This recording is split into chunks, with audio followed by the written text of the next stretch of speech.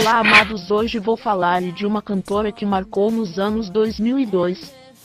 Então, Avril Lavigne é uma cantora e compositora canadense que se tornou uma das figuras mais icônicas do pop punk nos anos 2000. Ela ganhou destaque mundial com seu estilo rebelde, atitude desafiadora e músicas que capturavam a essência da juventude daquela década. Vamos explorar sua carreira durante os anos 2000, que foram marcados por grande sucesso. Início da carreira, 2002. Avril Lavigne lançou seu álbum de estreia, Let It Go, em 2002, quando tinha apenas 17 anos. Esse álbum foi um grande sucesso, vendendo mais de 16 milhões de cópias no mundo todo. Suas músicas mais conhecidas desse álbum incluem Complicated, seu primeiro single, que se tornou um hit global, atingindo o topo das paradas em vários países. A música mostrou seu estilo pop punk e atitude despreocupada.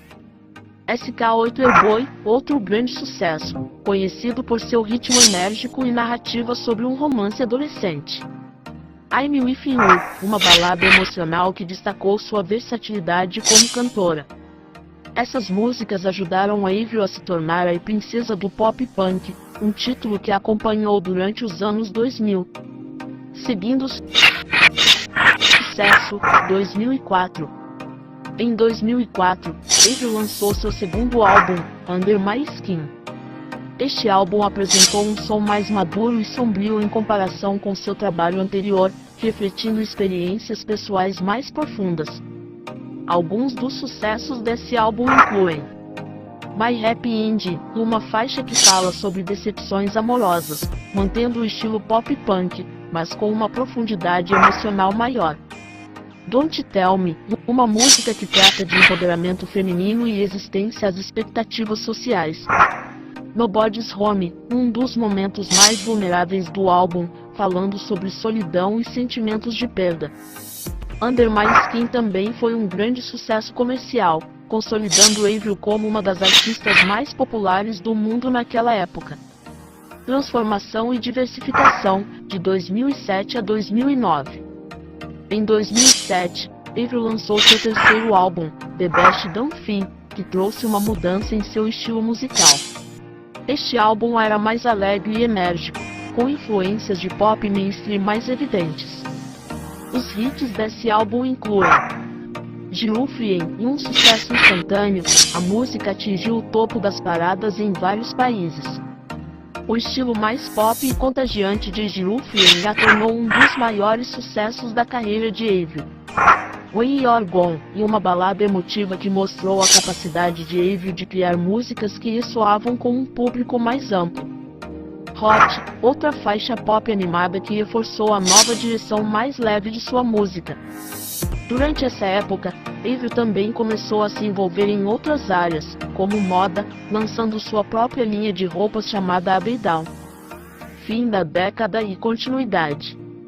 Ao final dos anos 2000, Avril continuava a ser uma das artistas mais reconhecidas e influentes do cenário musical. Ela se preparava para lançar seu quarto álbum, Goodbye Lullaby, 2011, que voltaria a um som mais introspectivo e emocional, mas os anos 2000 foram definitivamente a década que solidificou sua posição como uma estrela global. Avril Lavigne, com sua imagem de garota rebelde e suas músicas que capturavam os desafios e emoções da juventude, definiu uma geração e deixou uma marca indelével no cenário musical dos anos 2000. E aí, olha...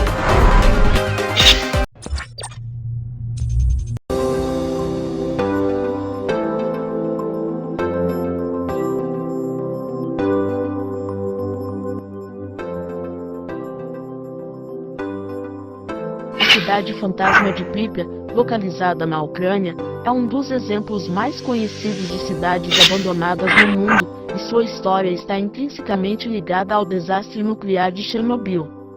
História de Pripyat.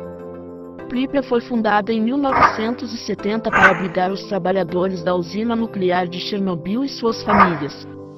Era uma cidade moderna para a época, equipada com escolas, hospitais, centros culturais, cinemas, piscinas e uma famosa roda gigante em seu parque de diversões.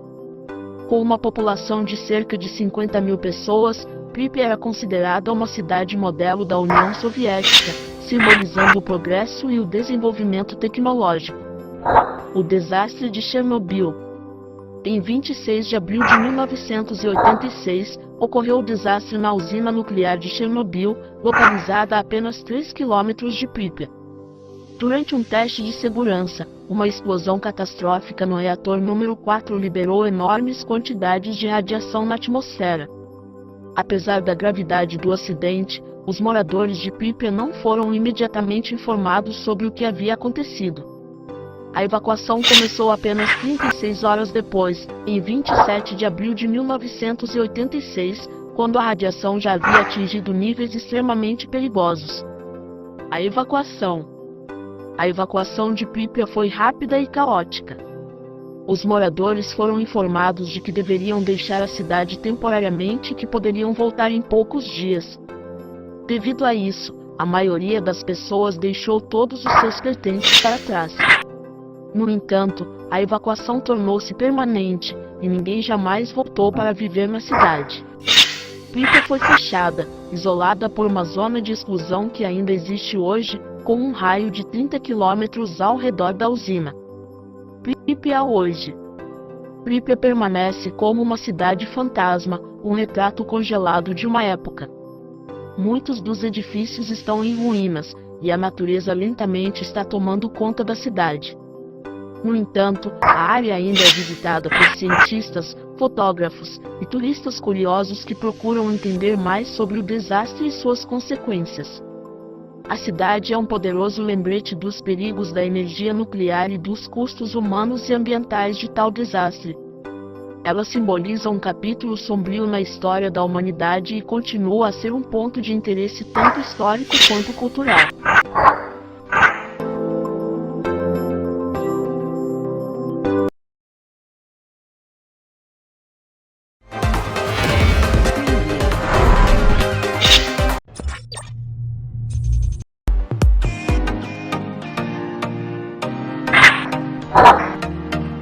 Olá amados, hoje vou falar de um esporte de alta precisão de esforço com o corpo e ainda mais sentado na cadeira de roda. Bom, claro, estou falando desse maravilhoso esporte, sim. O basquete em cadeira de rodas é um esporte adaptado que faz parte dos Jogos Paralímpicos e é praticado por atletas com deficiência física que afeta a mobilidade das pernas. Este esporte combina a estratégia e a habilidade do basquete tradicional com a inclusão e adaptação para atender às necessidades dos atletas paralímpicos. O basquete em cadeira de rodas é um dos esportes mais populares e emocionantes das Paralimpíadas, tanto para os atletas quanto para os espectadores. História e regras básicas.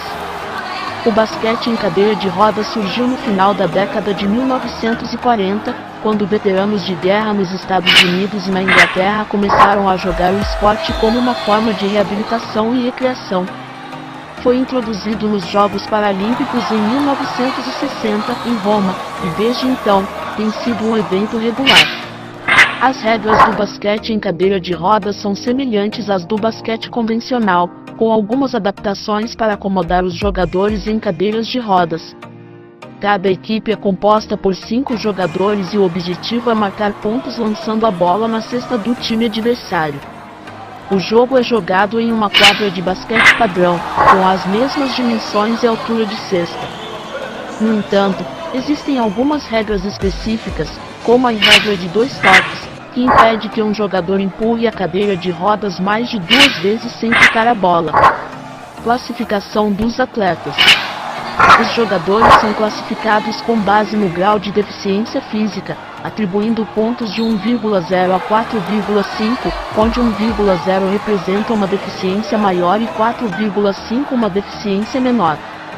Durante uma partida, a soma total dos pontos dos jogadores em quadra de uma equipe não pode exceder 14 pontos.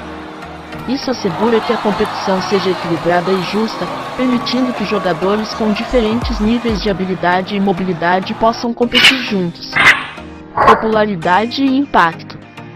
O basquete em cadeira de rodas é um dos esportes paralímpicos mais populares, atraindo grandes audiências tanto ao vivo quanto pela televisão. Ele oferece um espetáculo de alta energia, com muita agilidade, estratégia e habilidade, cativando fãs ao redor do mundo. Além disso, o esporte tem desempenhado um papel importante na promoção da inclusão e na mudança de percepções sobre pessoas com deficiência. Equipes e competição. O torneio de basquete em cadeira de rodas nas Paralimpíadas é dividido em categorias masculina e feminina, e vários países competem por medalhas. Ao longo dos anos, equipes como os Estados Unidos, Canadá, Austrália e Países Baixos têm sido dominantes, mas o esporte continua a crescer globalmente, com novas equipes emergindo a cada ciclo paralímpico. Conclusão: o basquete em cadeira de rodas não é apenas um esporte de competição, mas é também uma plataforma para a promoção da igualdade, inclusão e para a celebração das habilidades e resiliência dos atletas paralímpicos. Seu crescimento e popularidade são testemunhos do impacto positivo do esporte na sociedade e da capacidade de inspirar e unir pessoas em todo o mundo.